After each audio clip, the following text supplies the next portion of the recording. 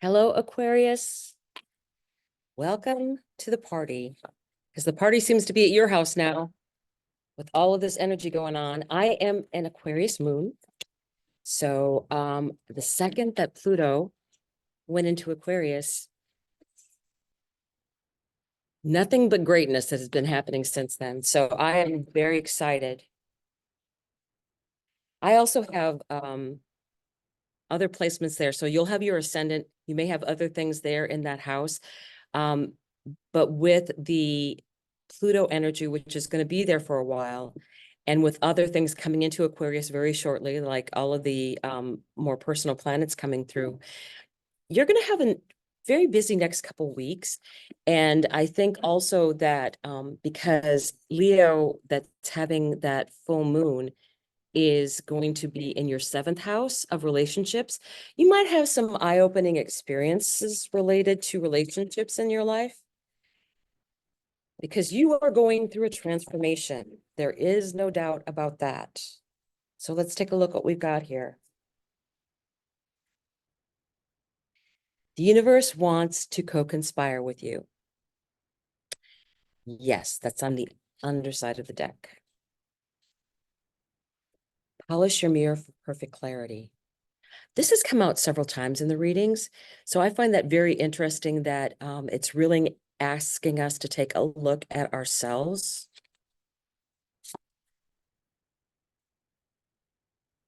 Each evolutionary turn requires you to give up who you think you are.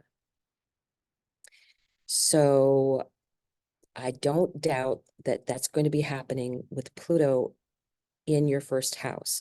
There's going to be all kinds of things, not all the time, but when you do have other planets coming in and making conjunctions, or you have oppositions or squares to your to Pluto in your first house, with your ascendant or sun being there, there's just going to be a lot of activity. And you have it would be Taurus and Scorpio in your fourth and in your 10th house. So in your fourth house, it would be that energy of Jupiter going through your fourth house, which is great. But with Uranus there, it's kind of like, okay, what's going to happen next? So it's in your place of home or ancestry. So you might find out some surprising things about your family. You might find out some surprising things about your home, but you have to remember Jupiter is there. So probably whatever you're going to be finding out, the surprise is not going to be horrible. It might even be beneficial. So keep that in mind. Let's see what else the cards have to say for the energy of Aquarius. I love my Aquarius moon, because it's one of those things that somebody asked me, well, have you always felt different? I'm like, yeah, but I have an Aquarius moon, so I don't care. I don't care what other people think. That's the glory of it. It's like, okay, yeah, I'm not defined by what other people's opinions are. I do have to look at myself and see what I need to do for myself. But other people's opinions, not so much. Not so much. On the underside of the deck, Temperance. Thank goodness Archangel Michael has your back during these interesting times. And patience. You're going to need patience. Knight of Swords. Underneath, the universe wants to co-conspire with you. Honestly, I think we're going to be facing a lot of very quick moving changes. Ace of Swords. Yeah, that's true. That's very true. We're going to be facing a lot of quick moving changes, but we're moving upward and onward. And this is Eight of Cups. So whatever lessons we learned in the past, we're moving on from, we're going to a better place. So it's part of that evolutionary turn that we're taking. We've learned the lessons, and now we're moving forward. And we're giving up who we thought we were. I think that's going to happen a lot with you, being that you have Pluto in that first house. And again, there are going to be a lot of the personal planets coming through very soon, like in February, and into March, where you're going to be really hit by things hitting your sun or ascendant. So and with Pluto still hanging out there, you're going to have a lot of transformational moments coming up. So let's see what else. Two of Wands. This is just taking a beat, taking a look at what the options are. There's a lot of choices available.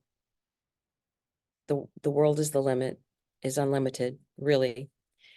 And just before you make any big decisions, just stop and think for yourself.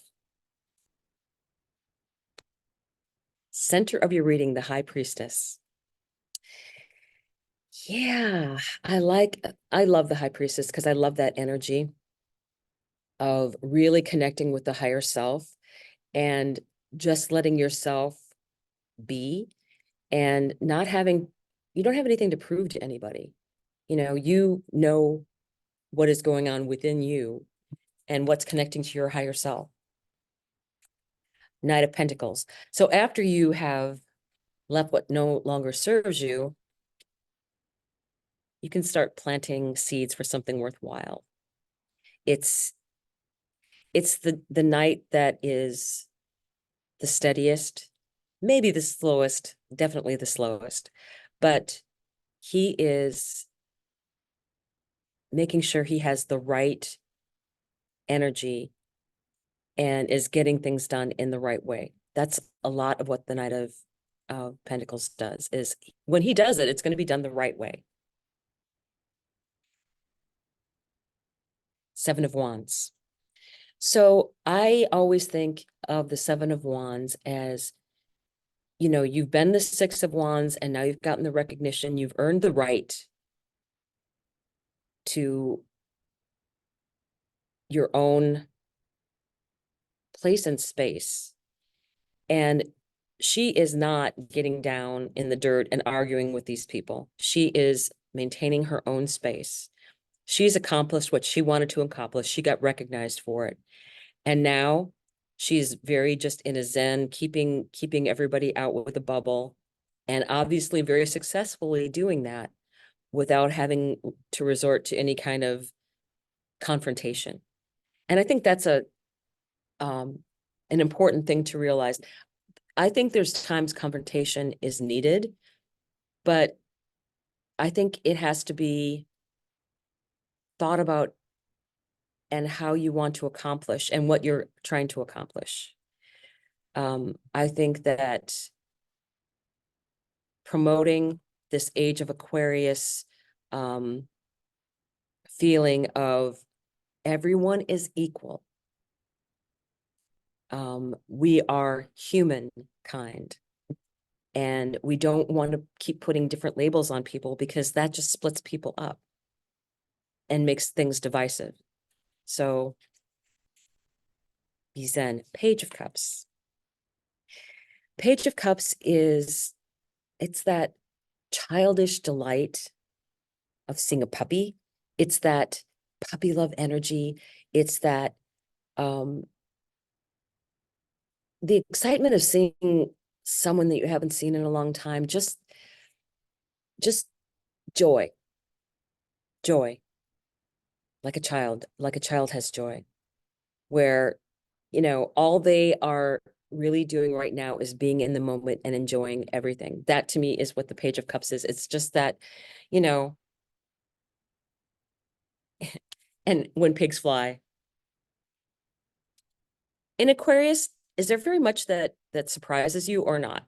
I'm thinking that you probably can take everything and just keep on moving and be fine. This is the Hierophant. And I love that it's in the same row as the Eight of Cups, walking into a higher level, and underneath the Knight of Pentacles, planting seeds. And now you have a journey going higher, where there's nothing that's going to limit you. And at the very top of this journey, there's your answers. So I think I would look at everything here as the universe does want to utilize Aquarius because it needs all that accepting energy of individualism. And things are going to be happening fast. Keep within, keep yourself balanced, realize that just be in your zen, because things are actually moving in the right direction. We just have to, Aquarius is very usually, they're about 2 or 3 years ahead of everybody else. So give everybody else a chance to catch up. Because I think that it'll be worth your time to like, okay, I told you, this is going to happen. You could see it. You're very forward thinking. So let's get a final message from the guides. Guides for Aquarius. What do they want to tell Aquarius about this fun Leo full moon and that energy?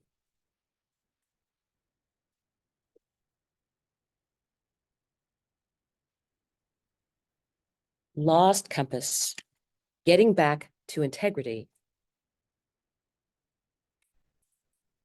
Card number 35. So I just kind of had a message.